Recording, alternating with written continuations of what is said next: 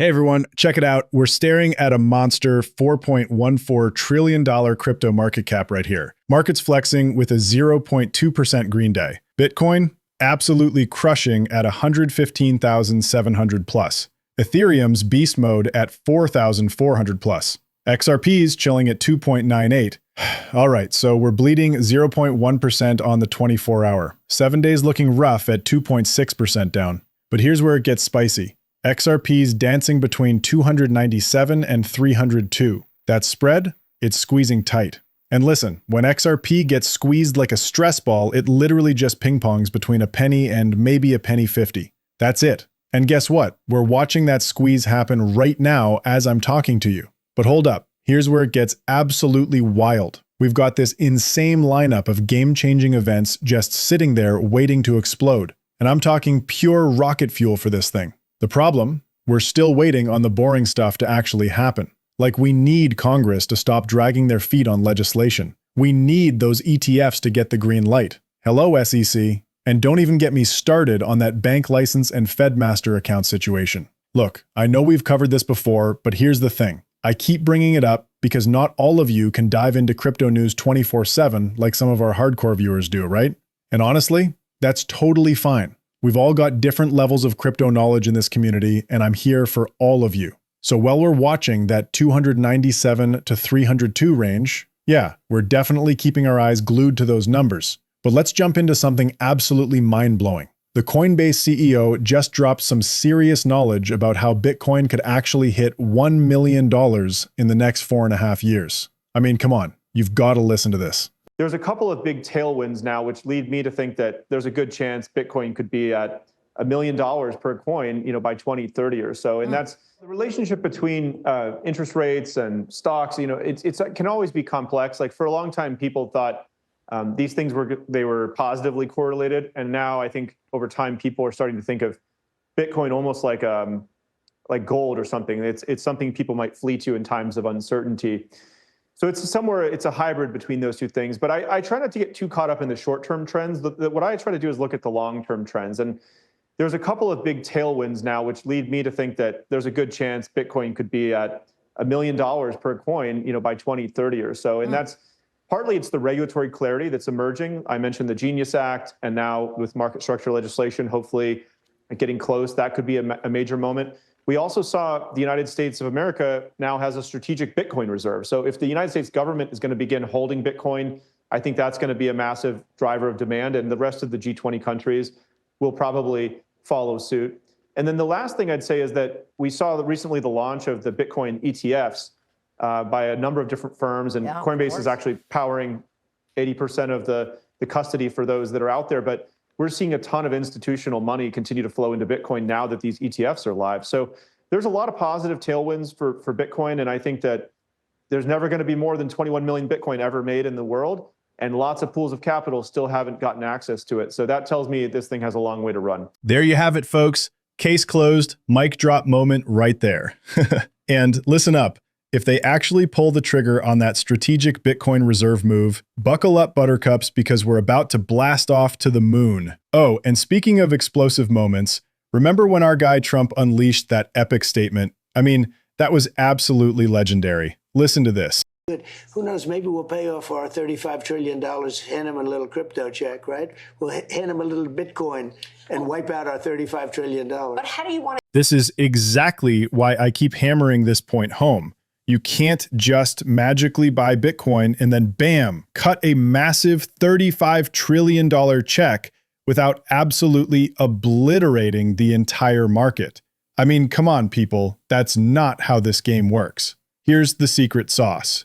You've got to roll out US digital asset bonds. Think treasury bonds, but specifically designed for digital powerhouses like Bitcoin, XRP, and the whole gang.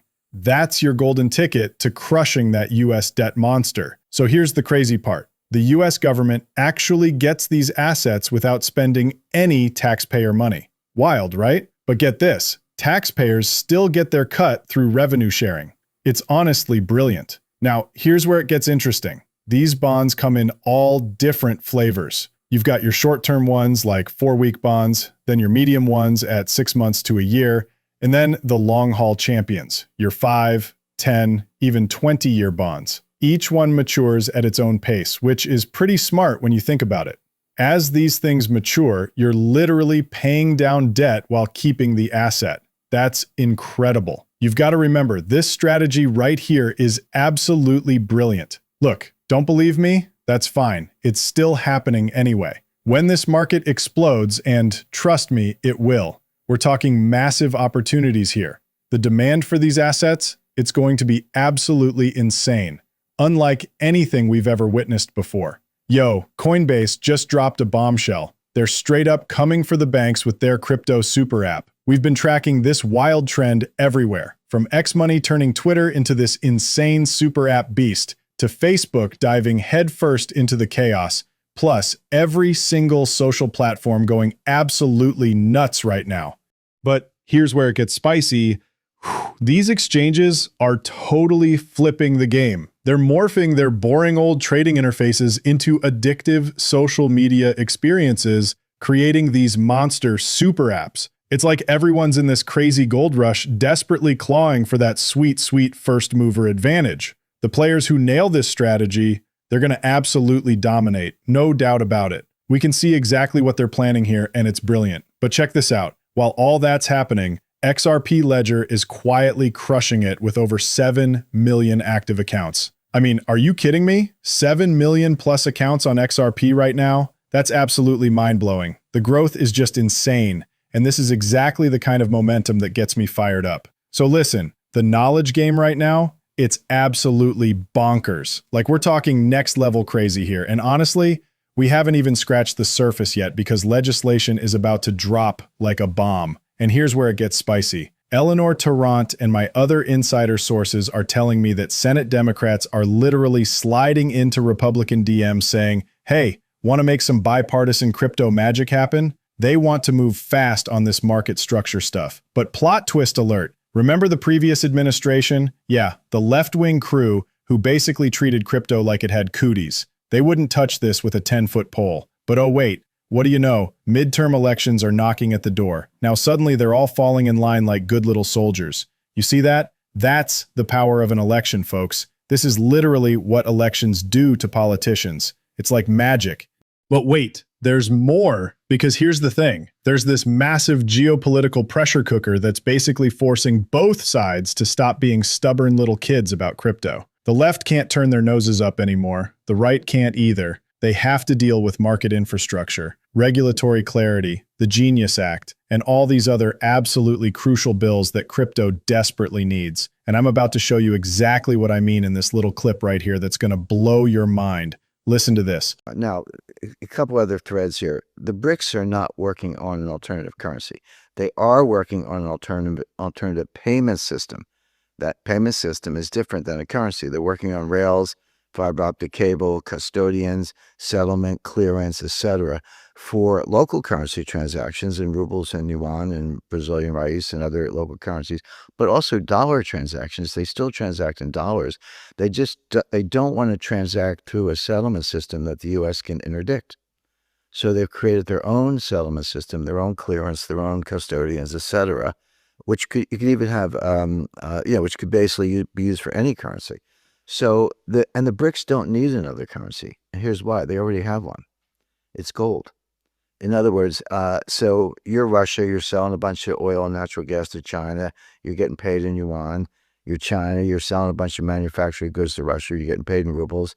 There's There it is, people. And this is exactly why we cannot afford to push this thing off to 27, 28, or 2030. The world's moving fast, and guess what? It's not waiting around. So here's the deal. America loves playing that superpower card, right? Like, oh yeah, we've totally got this under control. Just give us some time to figure it out. No rush. But hold up. Reality check time. They're out of runway here. BRICS didn't waste a second. They've already launched their shiny new payment system. You just heard it straight from the source. Big love to Will for hooking us up with that absolutely legendary clip. Pure gold right there. So this might be one of the big reasons, and trust me, there are many, why real USD absolutely has to get compliant first for all these institutions, you know? And here's why this is such a game changer, folks. Because once we finally reach that sweet spot where all this legislation becomes actual law, that's when you're going to witness the real explosion of demand from institutions wanting to work with digital dollars that are completely transparent, totally compliant, and already have that cross-chain scalability built right in. Listen up. Real USD is already crushing it on Ethereum and the XRP ledger. And guess what? These aren't some random picks. These are literally the networks that big finance is betting on. Jack McDonald absolutely nailed it in his breakdown, showing how they're engineering this beast for massive cross-border payment scaling. But here's where my mind gets blown. They're strategically positioning this bulletproof, compliant digital dollar to drop the second that legislation hits. The timing? I was ranting about this yesterday, drilling into everyone's heads that the date Smoke Dog made us promise to remember. November 2025. Mark your calendars.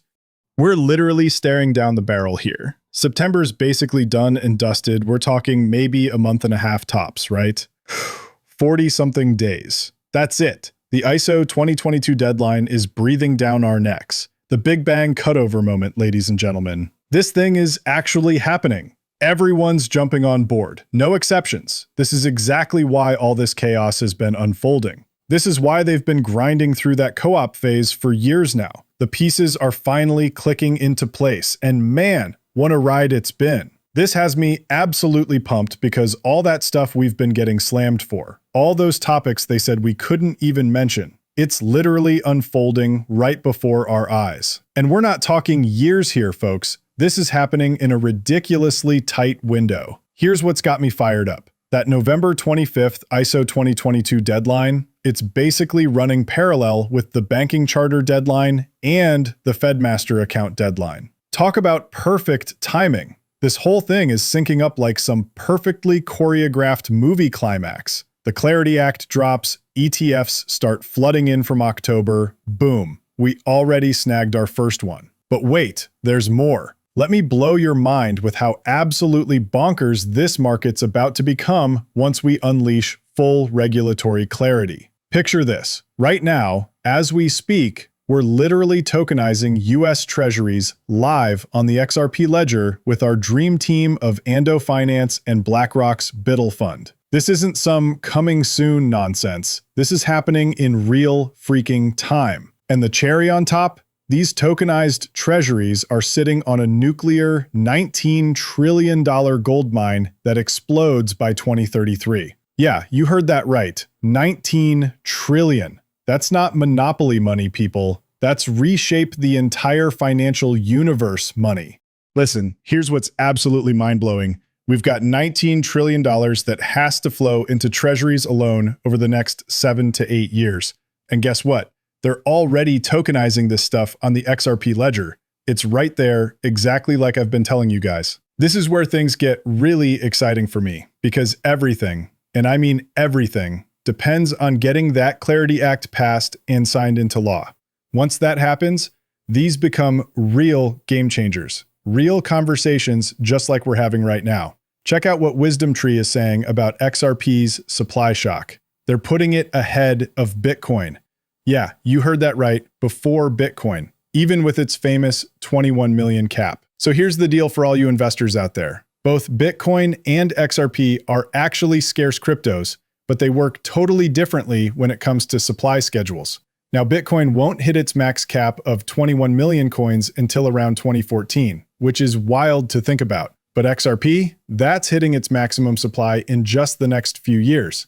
And here's where it gets really interesting. After that happens, XRP's supply will actually start shrinking because those transaction fees get burned forever, as long as people keep wanting XRP or even just maintain current demand levels. XRP's scarcity, this is absolute game changer territory for price action because, hold on to your seats, every single transaction literally torches a piece of XRP forever, creating this deflationary beast. Bitcoin, it'll never pull off anything like this. We're talking mind-blowing stuff here, people. But wait, it gets crazier. Pompeo just unleashed this bombshell statement. The man himself drops this truth bomb right here. We're talking about someone who grabbed Bitcoin back in 2013, and now he's riding the XRP wave hard.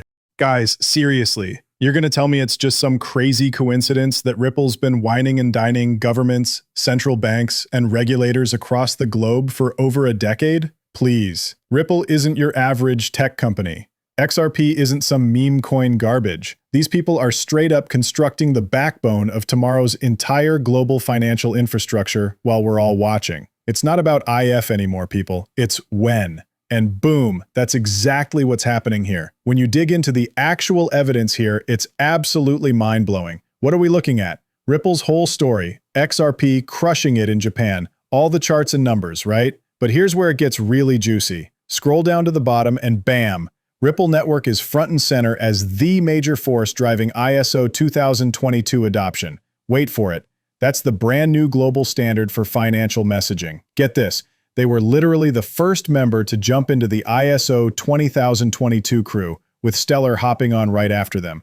Whoa, hold up. Are you seeing this? The sister network just dropped some major tea. So Ripple's literally about to score that coveted bank license and a Federal Reserve master account. Why? Because plot twist, the Fed actually can't roll out a CBDC in our shiny new on-chain digital playground. Look, I get it. Sounds like conspiracy theory nonsense. But guys, this is the real deal.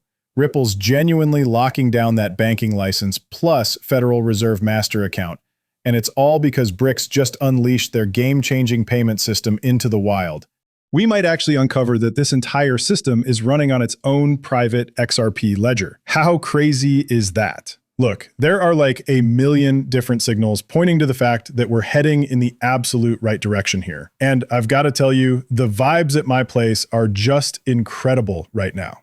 But wait. Here's where things get absolutely wild. The second they lock in that banking license and snag that Federal Reserve master account, game over for Ripple just casually selling off that escrow like they used to. Think about this for a hot second, people. Once they've officially got that banking charter and Fed master account in their back pocket, boom, everything we know about their escrow timeline and how much they're pumping into those ODL exchanges could literally flip upside down overnight.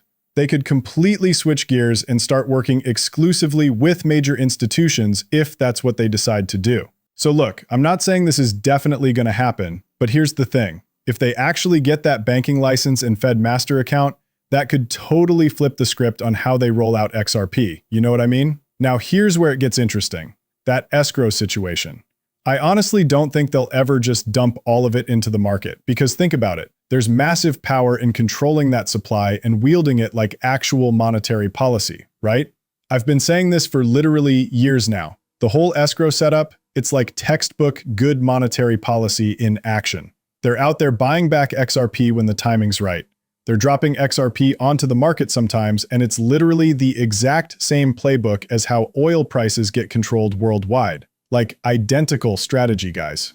And here's why I think they rolled out that US digital asset stockpile in the executive order. It's all about price control, just like with oil. They're setting this whole thing up to manipulate the price of digital assets like XRP in the exact same way they handle oil markets. That's what I'm picking up on here. And honestly, it makes total sense when you connect those dots. And when you realize that NASDAQ, BNY Mellon, Citi, BlackRock, Fidelity, Franklin Templeton, JP Morgan, CME Group, Moody's, State Street, DBS, and tons more are all showing up to this year's swell in New York, right where Wall Street lives and breathes. Wall Street is going to be there in a massive way, people. So here's my question for you. What do you think demand's going to look like once we get that legislation passed? Just from these heavy hitters alone who are rolling up to swell this year. And then we've got this bomb right here, ladies and gentlemen. Check out Crypto Bull. I am absolutely in love with this chart. Why? Because check out these insane price bands we're looking at. We could see anything from $4 to a mind-blowing $300. And that's just how wild this ride could get. Now listen, I've already spilled all the tea on the fundamental news that's going to send this price absolutely flying. Whether we moon to $4, crash to $1, or go completely bonkers to $500. The real talk? This chart is sitting here looking absolutely gorgeous and pristine. And honestly, guys, we've got nothing but blue skies ahead of us. But here's where I need to keep it 100 with you, ladies and gentlemen. Congress has got to step up and actually do their homework here.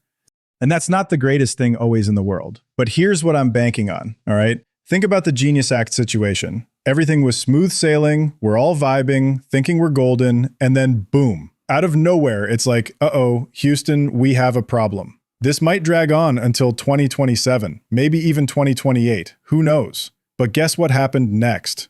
They totally crushed it and got it done anyway. And you know what? I think we might actually see a moment just like that happening here with the Clarity Act too. I mean, hopefully not, fingers crossed, right? But honestly, don't freak out if it does happen. Because here's the thing. Usually that's exactly when they pump some funding into the market for just a quick minute, giving all those big institutions one final chance to scoop up those sweet dips. But hey, remember, this isn't financial advice from me. All right, guys, see you all in the next video.